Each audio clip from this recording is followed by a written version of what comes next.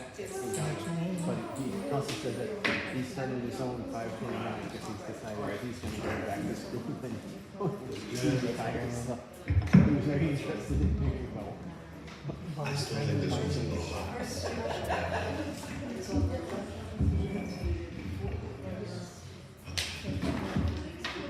Now, what did he want to go back to school for? You can tell he's just kind of something that whatever he's interested in, he's learning about. I'm not sure what he's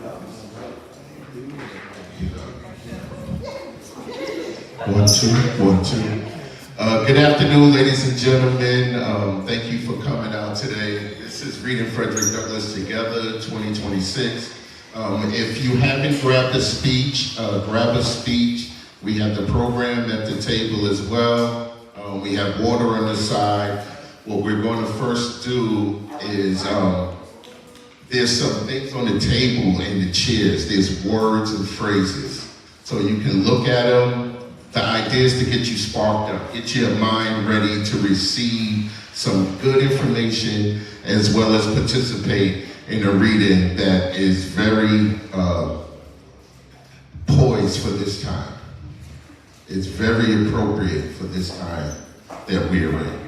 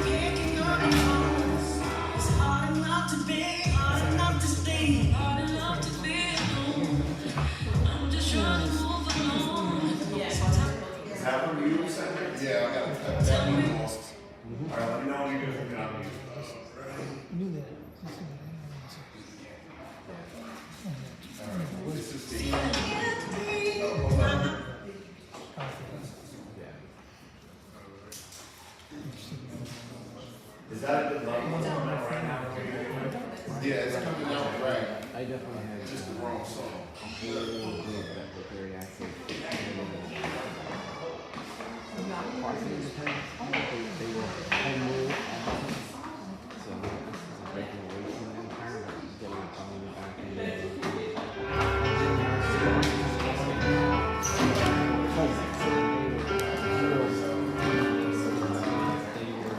every morning till the heavens ring with the harmony of liberty. Let our rejoicing rise high at the listening skies. Let it resound loud as the rolling seas. Sing a song full of the faith that the darkness is upon us. Sing a song full of the hope that the present has brought.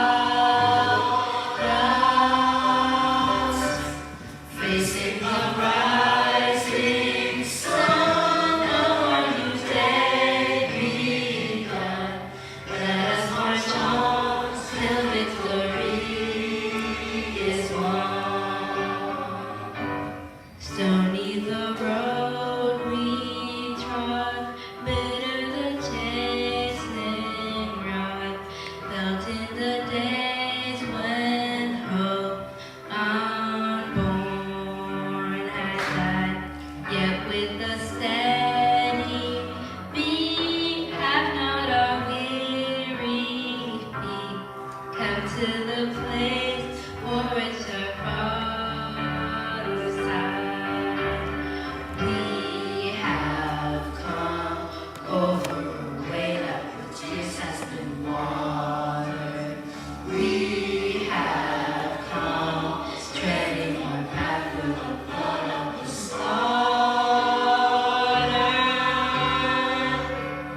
Out from the gloomy past till now we stand at last, where the wet gleam of our bright star is cast. God of our wearies, God of our silent tears, thou who has brought us thus far on the way, thou who has by thy might led us into the light. Keep us forever in the path we pray, lest our feet stray from the places, our God, where we met thee, lest our hearts, drunk with the wine of the world, we forget thee. Shadowed beneath thy hand, may we forever stand, true to our God, true to our native land.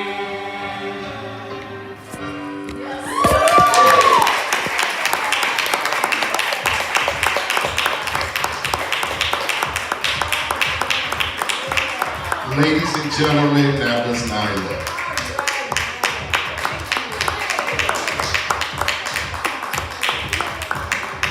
Thank you guys, that was the beginning of our presentation. Sorry about that.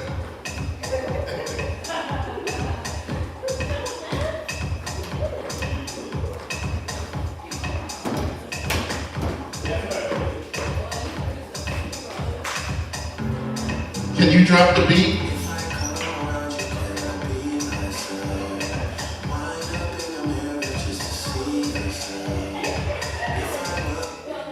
Sorry about that.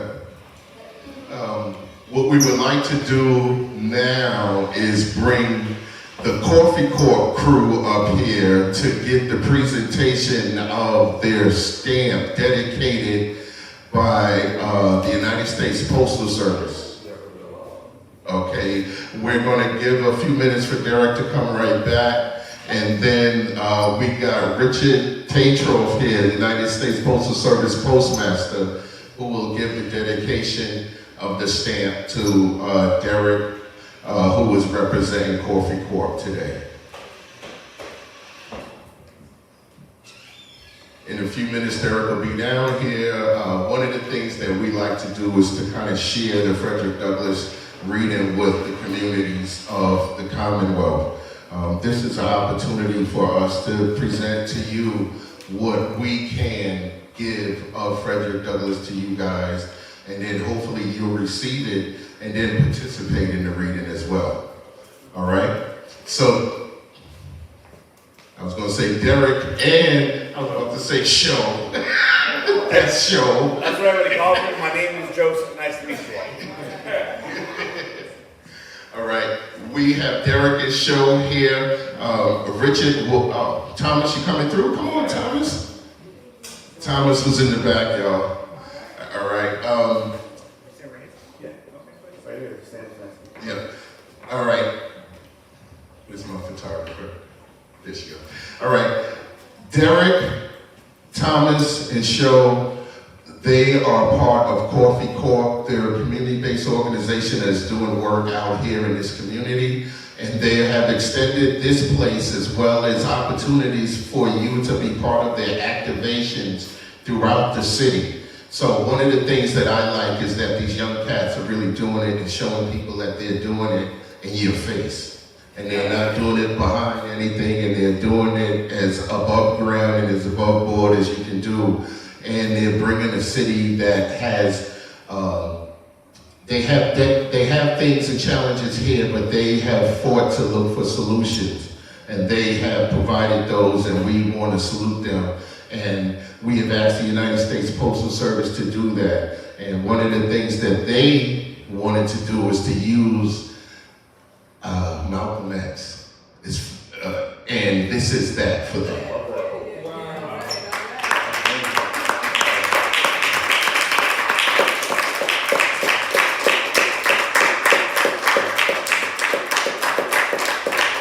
El-Hajj, Malik, el-Shabazz, Malcolm X is a favorite of mine. And I'm glad that these guys had on the wavelength that they were able to pick and choose who they would want from the Black Heritage Collection. And they chose el-Hajj, Malik, el-Shabazz, Malcolm X. Thank you, guys. Thank you. And this is Richard Tatro. He's the postmaster in Fitchburg, and he came out here for you guys. And if anybody wants to take any photos, we're going to set the stamp in the back, so that way if people want to take a couple of minutes and take a few photos, you can do that as well. All right? So we're going to do that now. We're going to just move that to the back, so that way anybody that wants to take a picture with these guys, you can do that as well. Yeah. Yep.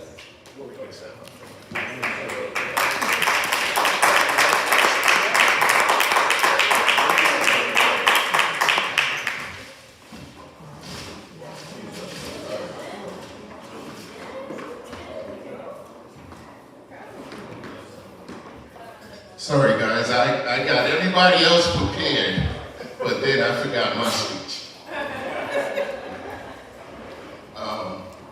Just to let you know, I have to apologize. I couldn't come up with the words to match the magnitude of this day.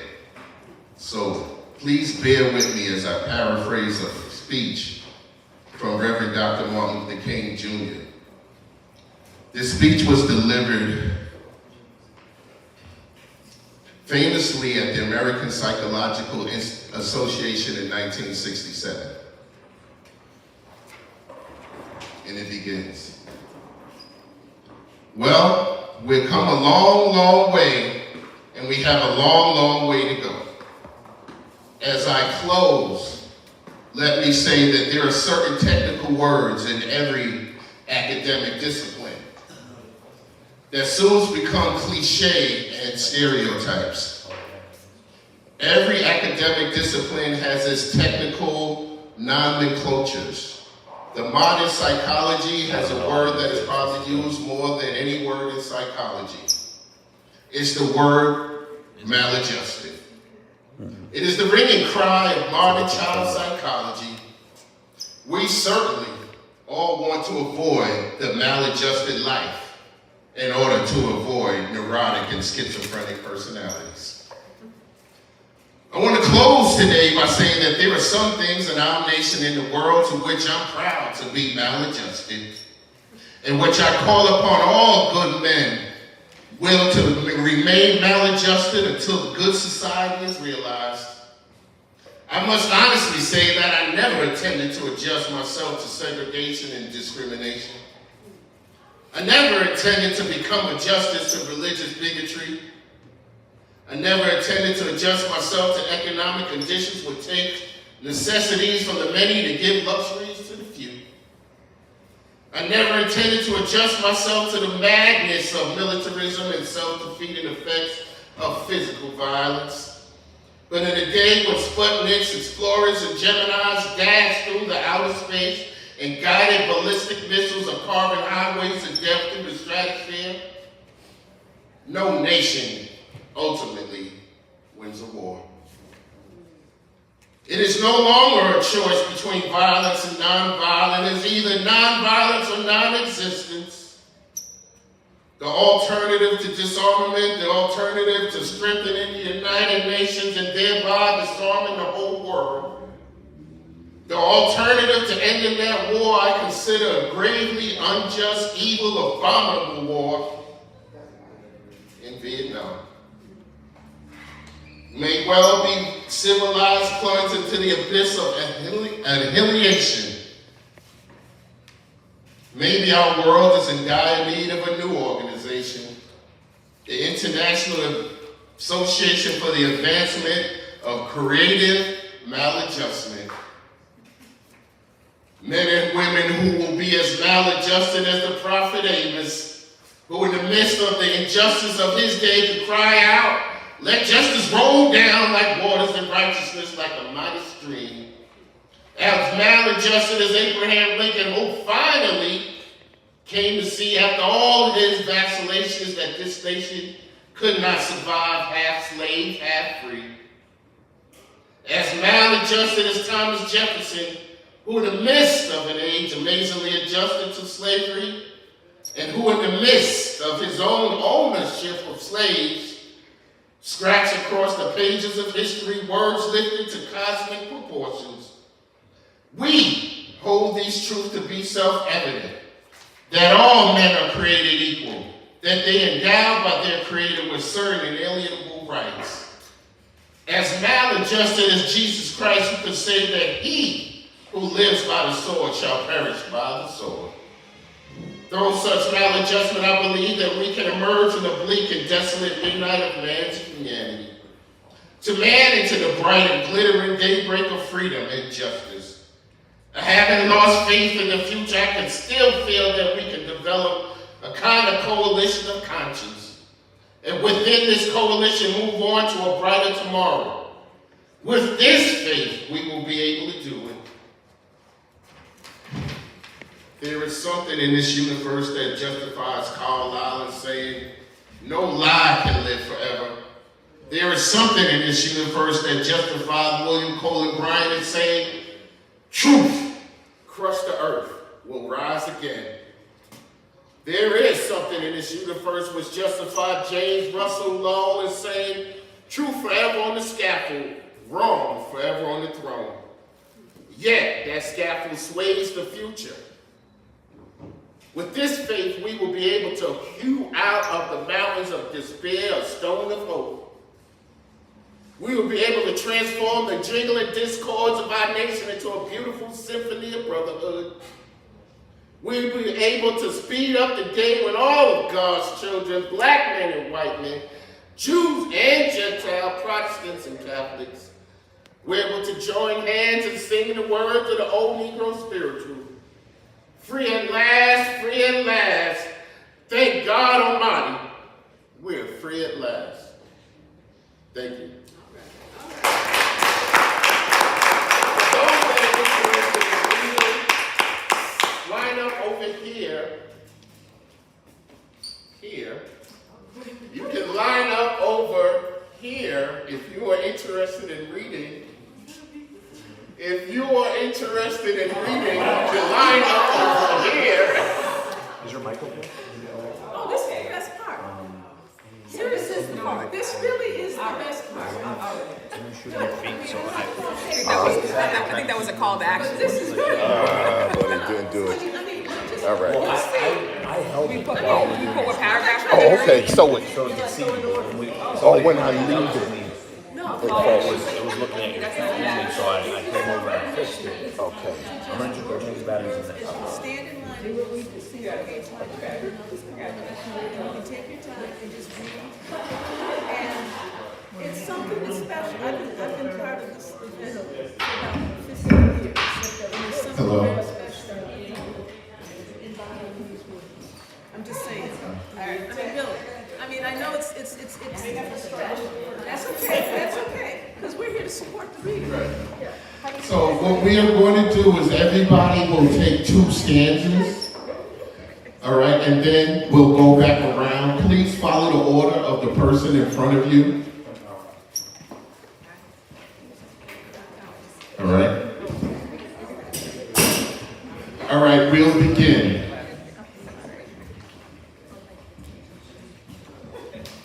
Mr. President, friends and fellow citizens, the task before me is one which requires much previous thought and study for its proper performance. I do not remember ever to have appeared as a speaker before any assembly more shrinkingly nor with greater distrust of my ability than I do this day. The papers and placards say that I am to deliver a 4th of July oration. The fact is, ladies and gentlemen, the distance between this platform and the slave plantation from which I escaped is considerable. And the difficulties to overcome in getting from the latter to the former are by no means slight. That I am here today is to me a matter of astonishment as well as of gratitude. This, for the purpose of this celebration, is the 4th of July. It is the birthday of your national independence and of your political freedom. This to you is what the Passover was to the emancipated people of God. It carries your mind back to the day and to the act of your great deliverance. This celebration also marks the beginning of another year of our national life and reminds you that the Republic of America is now 76 years old. I'm glad, fellow citizens, that your nation is so young. You are, even now, only in the beginning of your national career, still lingering in the period of childhood. I repeat, I am glad this is so. There is hope in the thought, and hope is much needed under the dark clouds which lower above the horizon.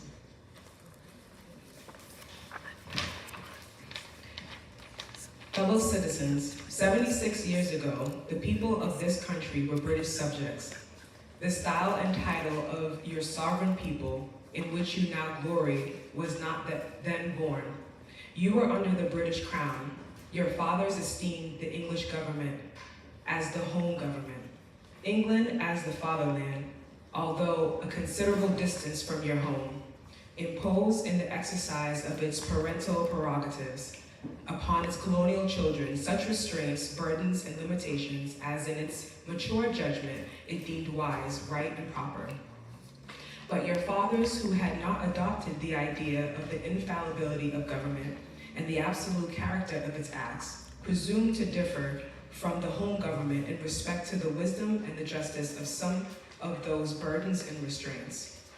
They went so far as to pronounce the measures of government unjust, unreasonable, and oppressive, and altogether such as ought not to be quietly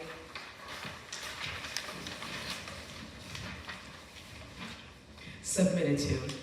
I scarcely need say, fellow citizens, that my opinion of these measures fully accords with that of your fathers. Feeling themselves harshly and unjustly treated by the home government, your fathers, like men of honesty and men of spirit, earnestly sought redress. They petitioned and remonstrated. They did so in a decorous, respectful, and loyal manner. This, however, did not answer the purpose. They saw themselves treated with sovereign indifference, coldness, and scorn, yet they persevered. Oppression makes a wise man mad. Your fathers became resistant under this treatment. They felt themselves the victims of grievous wrongs, wholly incurable in their colonial capacity. With brave men, there is always a remedy for oppression. Just here, the idea of a total separation of the colonies from the crown was born. It was a startling idea, much more so than we, at the distance of this time, regarded. The timid and the prudent of that day were, of course, shocked and alarmed by it. Their oppression, to them dangerous, thought was earnest and powerful. But amid all their terror and affrighted vociferous against it, the alarming and revolutionary idea moved on, and the country with it. On the 2nd of July, 1776, the Old Continental Congress, to the dismay of the lovers of ease and the worshippers of property, closed at the dreadful idea with all the authority of national sanction. They did so in form of a resolution. We seldom hit upon resolutions drawn up in our day whose transparency is at all equal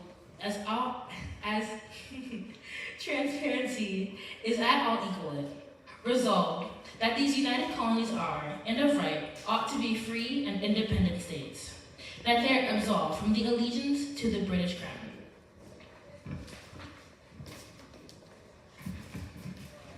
Citizens, your fathers made good that resolution. They succeeded, and today you reap the fruits of their success. The freedom gained is yours, and you, therefore, may properly celebrate this anniversary. The 4th of July is the first great fact in your nation's history. The very ring bolt in the chain of your yet undeveloped destiny. Pride and patriotism, not less than gratitude, prompt you to decide and to hold it in perpetual remembrance. I have said that the Declaration of Independence is the ring bolt to the chain of your nation's destiny. So, indeed, I regard it. The principles contained in the instrument are saving principles. Stand by those principles. Be true to them on all occasions and in all places against all foes and at whatever cost. Fellow citizens, I'm not wanting in respect for the fathers of this republic. The signers of the Declaration of Independence were brave men. I cannot contemplate the great deeds with less than admiration. They were statesmen, patriots, and heroes. And for the good they did and the principles they contended for, I will unite with you to honor their memory.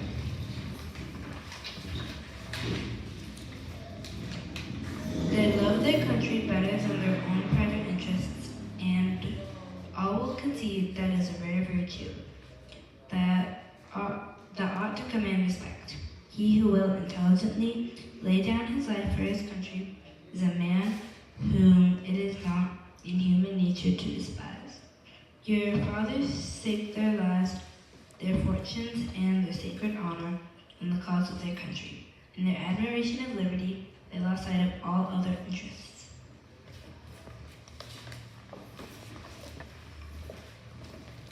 They were peacemen, but they preferred revolution to peaceful submission to bondage. They were quiet men, but they did not shrink from agitation against oppression. They showed forbearance, but they knew its limits. They believed in order, but not in an order of tyranny. With them, nothing was settled. That was not right. With them, justice, liberty, and humanity were final, not slavery and oppression. You may well cherish the memory of such men. They were great in their day and generation. Their solid manhood stands out the more as we contrast it with these degenerate times. How circumspect, exact, and proportionate were all their movements. How unlike the politicians of an hour. The statesmen looked beyond the passing moment and stretched away in strength into the distant future. Mark them, fully appreciating the hardship to be encountered, firmly believing in the right of their cause, wisely measuring the terrible odds against them. Your fathers, the fathers of this republic, laid the cornerstone of the national superstructure, which has risen and still rises in grandeur around you.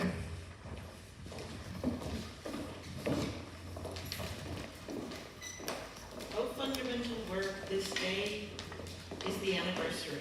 Open your eyes. Oh, our eyes are met with demonstrations of joyous enthusiasm.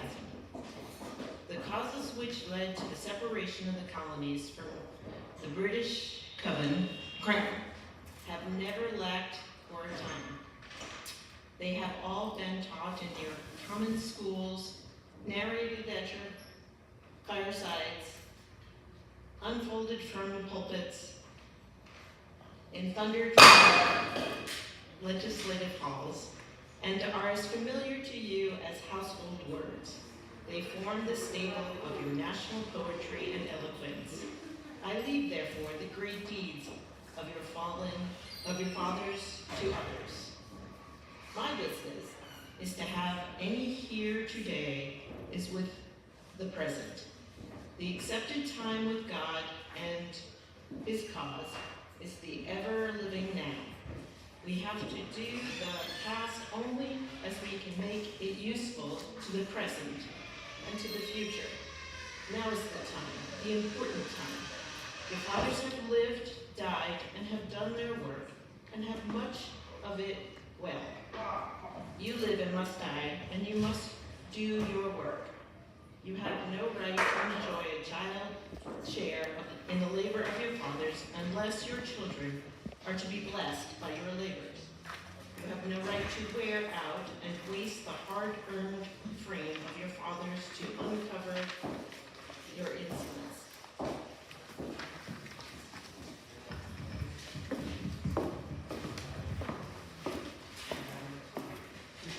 Fellow citizens, pardon me. Allow me to ask, why am I called upon to speak here today? What have I, or those I represent, to do with your national independence? Are the great principles of political freedom and of natural justice embodied in that Declaration of Independence extended to us? And am I, therefore, called upon to bring our humble offering to the national altar and to confess the benefits and express devout gratitude for the blessings resulting from your independence to us? Would to God, both for your sakes and ours, that an affirmative answer could be truthfully returned to these questions. Then would my task be light and my burden easy and delightful. But such is not the state of the case. I say it with sad sense of the disparity between us. I am not included within the panel of this glorious anniversary. Your high independence only reveals the immeasurable distance between us.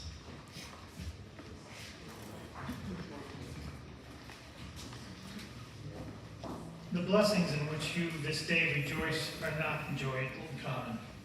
The rich inheritance of justice, liberty, prosperity, and independence bequeathed by your fathers is shared by you, not by me. The sunlight that brought life and healing to you has brought stripes and death to me. This 4th of July is yours, not mine. You may rejoice, I must warn. To drag a man in fetters into the grand illuminated temple of liberty and call upon him to join you in joyous anthems were inhuman mockery and sacrilegious irony. Do you mean, citizens, to mock me by asking me to speak today? Fellow citizens, above your national tumultuous joy, I hear the mournful wail of millions, whose chains, heavy and grievous yesterday, are today rendered more intolerable by the jubilee shouts that reach them. To forget them, to pass lightly over their wrongs, and to chime in with the popular theme would be treason, most scandalous and shocking. It would make me a reproach before God and the world.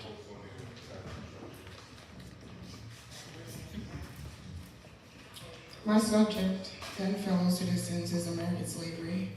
I shall see this day from the slave's point of view, standing here identified with the American bondsman, making his wrongs mine. I do not hesitate to declare with all my soul that the character and conduct of this nation never looked blacker or bleaker to me than the 4th of July. Were the return to the declarations of the past or to the professions of the present, the conduct of the nation seems equally hideous and revolting.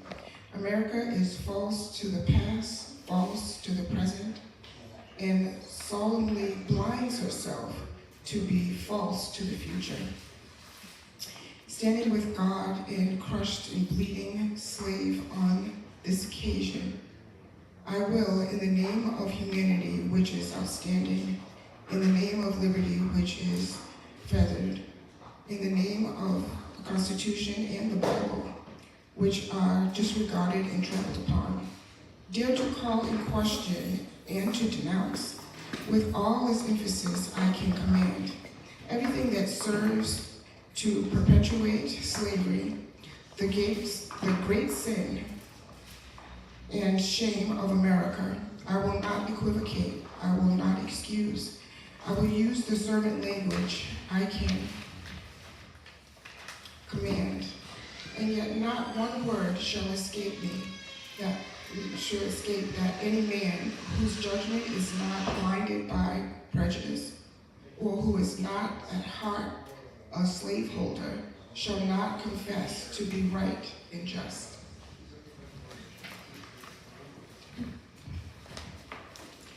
I fancy I hear someone of my audience say it is just in this circumstance that you and your brother abolitionists failed to make a favorable impression on the public mind.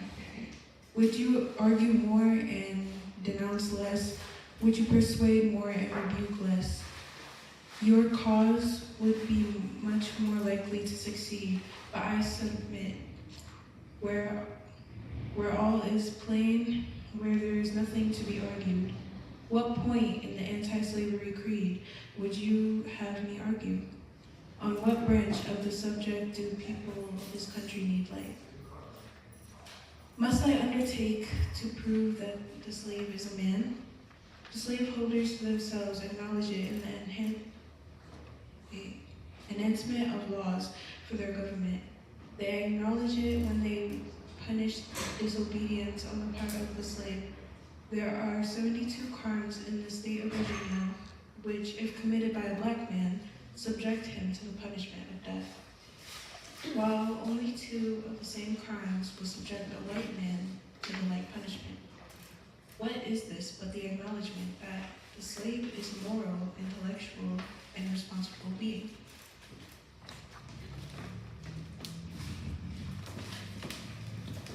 Southern statute books are covered with the enactments forbidding, under severe fines and penalties, the teaching of the slave to read or to write. When you can point to any such laws in reference to the beasts of the field, then I may consent to argue that the manhood of the slave. When the dogs in your streets, when the fowls in the air, when the cattle on your hills, when the fish on the sea and the reptiles that crawl shall be unable to distinguish the slave from a brute, then I will argue with you that the slave is a man. It is not astonishing that while we're plowing, planting, and reaping, using all kinds of mechanical tools, erecting houses, constructing bridges, building ships, working in metals of brass, iron, copper, silver, and gold, that while we are reading, writing, and ciphering, acting as clerks, merchants, and secretaries, having among us lawyers, doctors, ministers, poets, authors, editors, orators, and teachers, that while we are engaged in all manner of enterprises common to other men, digging gold in California, capturing the whale in the Pacific, feeding sheep and cattle on the hillside, living, moving, thinking, acting, planning, living in families as husbands, wives, and children, and above all, confessing and worshiping the Christian's God, and looking hopefully for life and immortality beyond the grave, we are called upon to prove that we are men.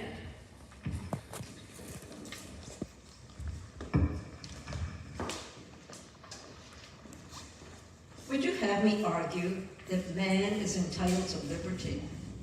That he is the rightful owner of his own body? You have already declared it. Must I argue the wrongfulness of slavery? Is it to be settled by the rules of logic and argumentation?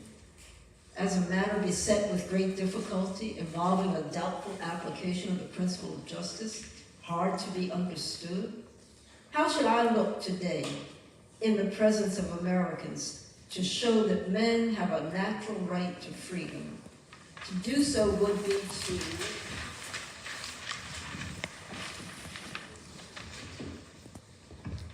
make myself ridiculous and to offer an insult to your understanding.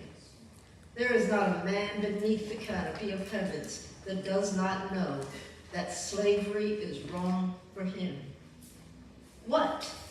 Am I to argue that it is wrong to make men brutes, to rob them of their liberty, to work them without wages, to keep them ignorant of their relations to their fellow men, to beat them with sticks, to flay their flesh with the lash, to load their limbs with irons, to hunt them with dogs, to sell them at auction, to sunder their families, to knock out their teeth, to burn their flesh, to starve them into obedience and submission to their masters. Must I argue that a system that marked with blood and stained with pollution is wrong? No, I will not. I have better employments for my time and strength than such arguments would imply.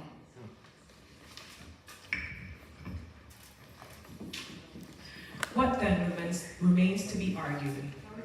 Is it that slavery is not divine, that God did not establish it, that our doctors of divinity are mistaken? There is blasphemy in the thought.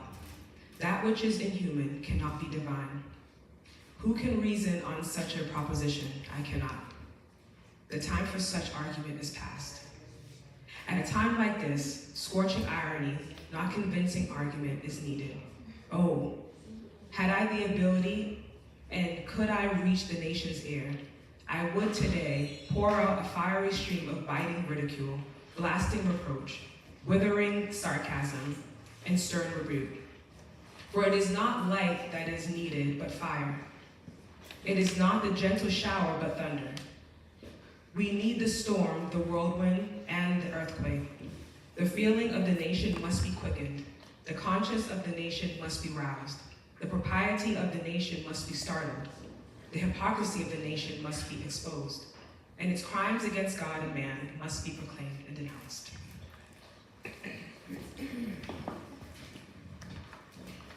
What to the American slave is your 4th of July? I answer, a day that reveals to him more than all other days in the year, the gross injustice and cruelty to which he is the constant victim. To him, your celebration is a sham, your boasted liberty an unholy license, your national greatness, swelling vanity. Your sounds of rejoicing are empty and heartless, your denunciation of tyrants, brass-fronted impudence. Your shouts of liberty and equality, hollow mockery. Your prayers and hymns, your sermons and thanksgivings, with all your religious parade and solemnity, are to him mere bombast, fraud, deception, impiety, and hypocrisy. A thin veil to cover up crimes which would disgrace a nation of savages. This is not a nation on the earth guilty of practices more shocking and bloody than are the people of these United States at this very hour. Go where you may, search where you will, roam through all the monarchies and despotisms of the old world. Search out every abuse, and when you have found the last, lay your facts by the side of everyday practices of this nation, and you will say with me that for revolting barbarity, shameless hypocrisy, America reigned without a rival.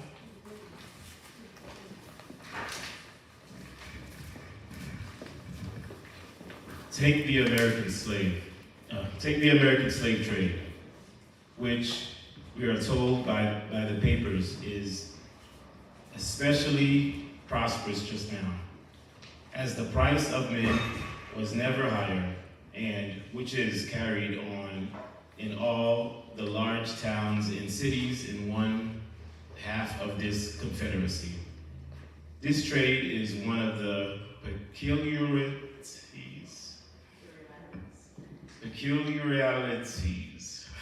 of American institutions in several states. This trade is a chief source of wealth. It is called the internal slave trade, in order to divert from it the horror with which the foreign slave trade is contemplated. The foreign slave trade has long since been denounced by this government as piracy, as an execrable traffic to arrest it. This nation keeps a squadron at immense cost on the coast of Africa, everywhere in this country. It is safe to speak of this foreign slave trade as a most inhuman traffic, opposed alike to the laws of God and of men. It is, however, a notable fact that while so much execration is poured out by Americans upon those engaged in the foreign slave trade, the men engaged in the slave trade between the states pass without condemnation, and their business is deemed honorable.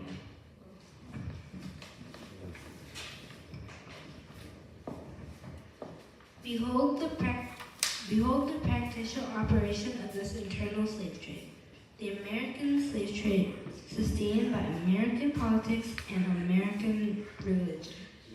Here you will see men and women reared like swine for the market. Do you know what is a swine drover? I will show you a man drover. They inhabit all our southern states, perambulate the country, and crowd the highways of the nation with droves of human stock. You will see one of these human flesh drovers armed with pistol, whip, and bowie knife, driving a company of 100 men, women, and children from the Potomac to the slave market at New Orleans. These wretched people are to be sold singly or in lots to suit purchasers. They are food for the cotton fields and the deadly sugar mill. Mark the sad procession as it moves wearily along, and the inhuman wretch who drives them. Hear his savage yells and his blood-chilling oaths as he hurries on his affrighted captives.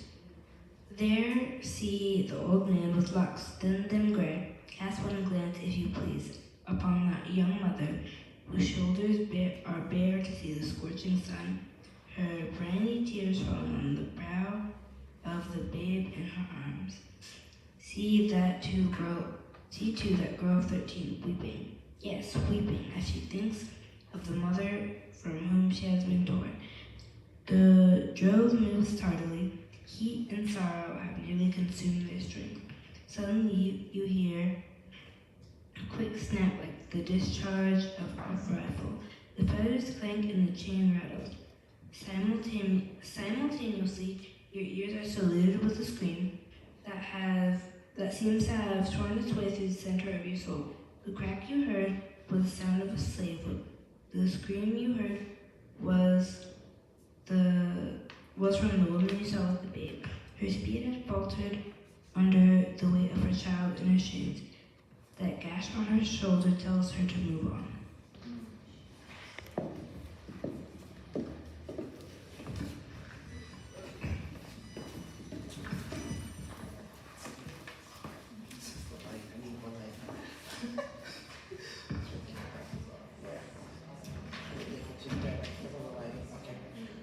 Follow that drove to New Orleans, attend this auction, see men examined like horses, see the forms of women rudely and brutally exposed to the shocking gaze of American slave buyers. See this drove sold and separated forever, and never forget the deep and sad sobs that arose from that scandal.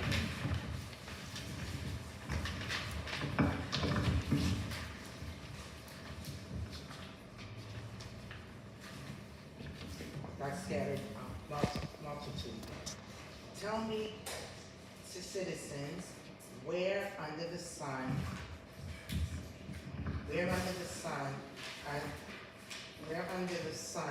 you and the witness a spectacle more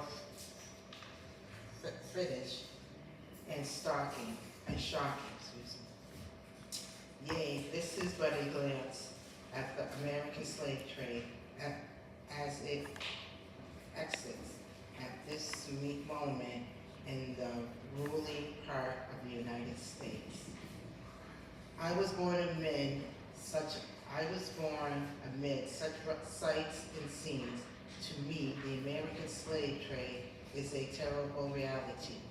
The fleshmongers gather up their victims by dozens, and drive them chained to the General Depot at Baltimore. When a significant number of them, or a significant number have been collected here, a ship is chartered for the purpose of conveying the foreign crew to Mobile or to New Orleans. From the slave prison to the ship, they are usually driven in the darkness of night, in the deep still darkness of midnight. I have been often aroused by the dead, heavy footsteps and the piteous cities of the chain gangs that pass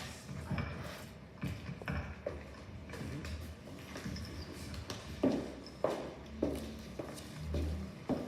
Fellow citizens, this murderous traffic is, today, in active operation in this boasted republic. In the solitude of my spirit, I see clouds of dust raised on the highways of the South. I see bleeding footsteps. I hear the doleful wail of fretted humanity. On the way to the slave markets, where the victims are to be sold like horses, sheep, and swine, knocked off to the highest bidder. There I see the tenderest ties ruthlessly broken to gratify the lust, capricious, and rapacity of the buyers and the sellers of men. My soul sickens at the sight. But a still more human, disgraceful, and scandalous state of things remains to be presented. By an act of the American Congress, not yet 2 years old, slavery has been nationalized in the most horrible and revolting form. Mason and Dixon's line has been obliterated. New York has become Virginia, and the power to hold, hunt, and sell men, women, and children as slaves remains no longer a mere state institution, but is now an institution of the whole United States.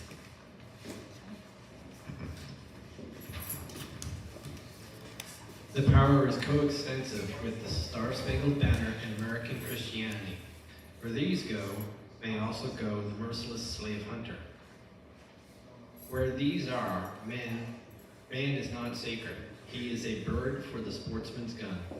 By that most foul and fiendish of all human decrees, the liberty and person of every man are put in peril. Your broad Republican domain is the hunting ground for men. Your lawmakers have commanded all good citizens to engage in this hellish sport.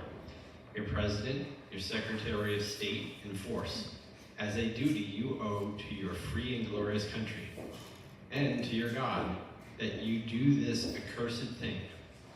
Not fewer than 40 Americans have, within the past 2 years, been hunted down and without a moment's warning, hurried away in chains, and consigned to slavery and excruciating torture.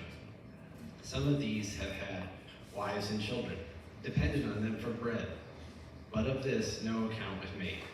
The right of the hunter to his prey stands superior to the right of marriage and to all the rights in this republic, the rights of God included.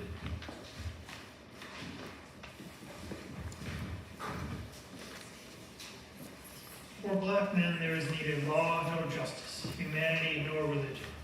The fugitive slave law makes mercy to them a crime and bribes the judge who writes them. An American judge gets $10 for every victim he consigns to slavery and $5 when he fails to do so.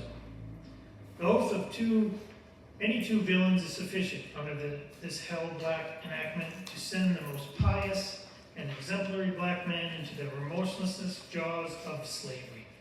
His own testimony is nothing. He can bring no witness for himself. The minister of American justice is bound by the law to hear but one side, and that side is the side of the oppressor. Let this damning fact be perpetually told.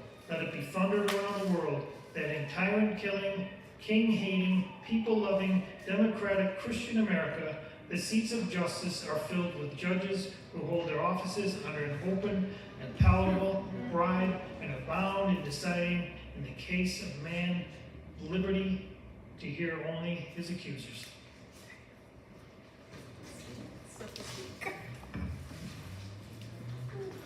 in glaring violation of justice, in shameless disregard of the forms of administering law, in cunning arrangement, and entrap the defenseless and the disabled innocent.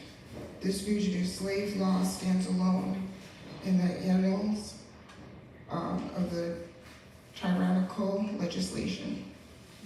Americans, your Republican politics, not less than your Republican religion, are frequently inconsistent. You boast of your love of liberty, your superior citizenship, and your pure Christianity, while the whole political power of the nation is solemnly pledged to support and perpetuate the enslavement of 3 millions of your countrymen. You hurl your anathemas at the crowded-headed tyrants of Russian and Austrian, and pride yourselves on your democratic institutions, while you yourselves consent to be the mere tools and the bodyguards of the tyrants of Virginia and Carolina.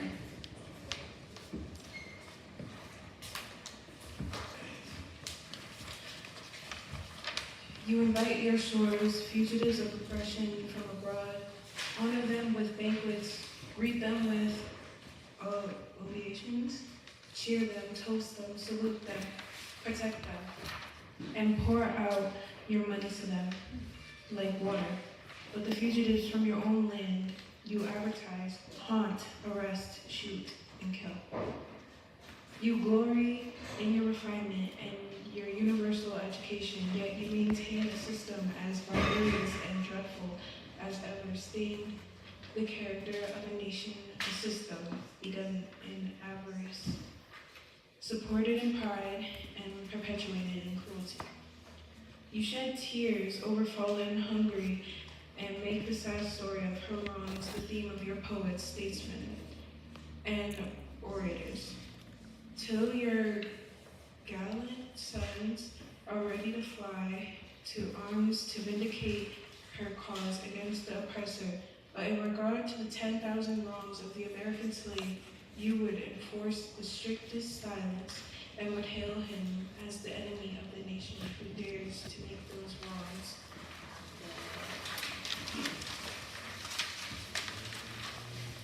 The subject of public discourse. You are all on fire at the mention of the liberty for France or for Ireland, but are as cold as an iceberg at the thought of liberty for the enslaved of America.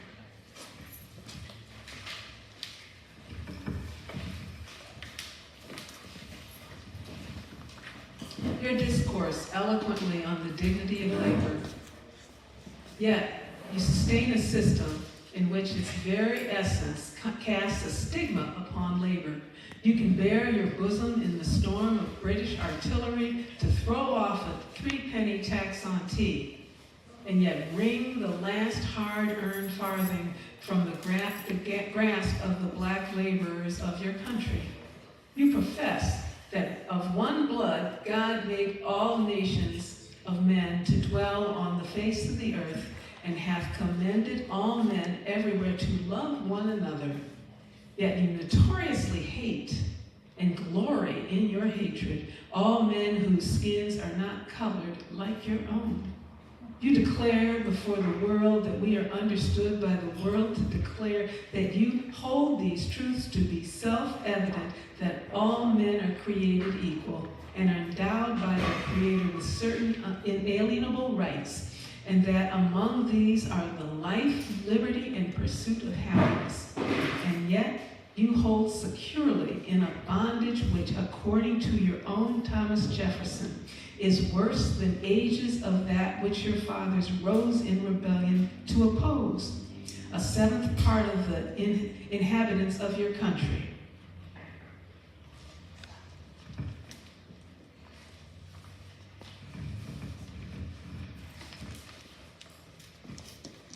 Fellow citizens, I will not enlarge further on your national inconsistencies, The existence of slavery in this country brands your republicanism as a sham, your humanity as a base pretense, and your Christianity as a lie. It destroys your moral power abroad.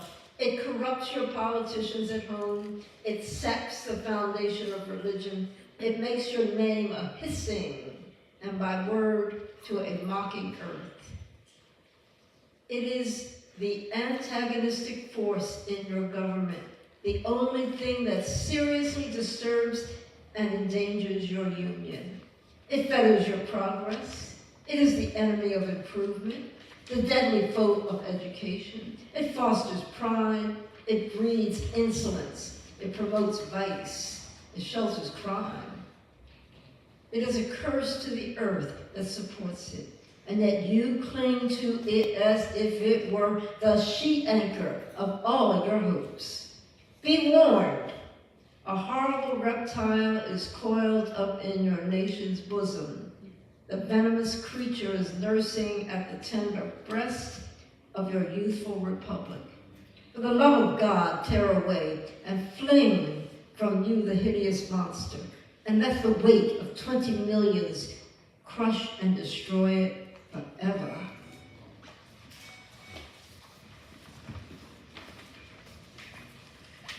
But it is answered in reply to all this that precisely what I have now denounced is, in fact, guaranteed and sanctioned by the Constitution of the United States. That the right to hold and to hunt slaves is a part of that Constitution, framed by the illustrious fathers of this republic. Then I dare to affirm, notwithstanding all I have said before, your fathers, instead of being the honest men I have before declared them to be, were the various impostors that ever practiced on mankind. That this is the inevitable conclusion, and from it there is no escape. But I differ from those who charge this baseness on the framers of the Constitution of the United States. It is a slander upon their memory, at least so I believe, and others have, as I think, fully and clearly vindicated the Constitution from any design to support slavery for an hour. Allow me to say in conclusion, notwithstanding the dark nature I have this day presented on the state of the nation, I do not despair for this country. There are forces in operation which must inevitably work the downfall of slavery. I therefore leave off where I began, with hope.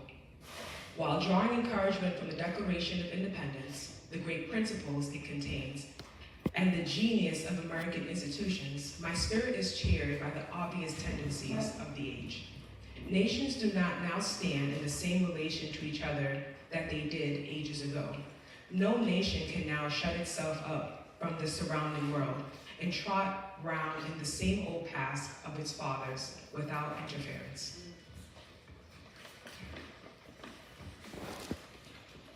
The time was when such could be done, but a change has now come over the affairs of mankind.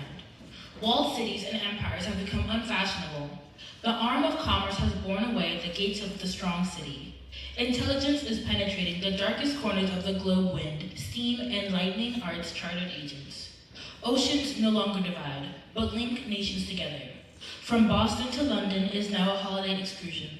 Space is comparatively annihilated. Thoughts expressed on one side of the Atlantic are distinctly heard on the other. In the fervent aspirations of William Lloyd Garrison, I say, and let every heart join in saying it, all speed the day when human blood shall cease to flow, and every crime be understood, the claims of human brotherhood, and each return for evil good, not blow for blow. That day will come when all feuds to end, and change into a faithful friend each foe.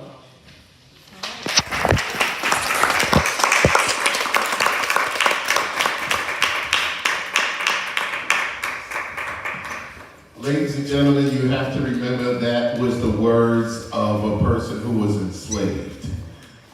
Some of the things that we now take for granted, he didn't even have, and he propelled himself. So, without further ado, I would like to introduce Paula Elliott with 2 T's. Paula is one of our, she's one of the Commonwealth jewels, if y'all don't know. Yeah, I'm a bigger her. She is somebody that has an extraordinary talent of not just being a linguist, a person who can extort the heavens, bring down the rain. She is a phenomenal person, a phenomenal woman. A phenomenal woman is she. Okay, you can come up there.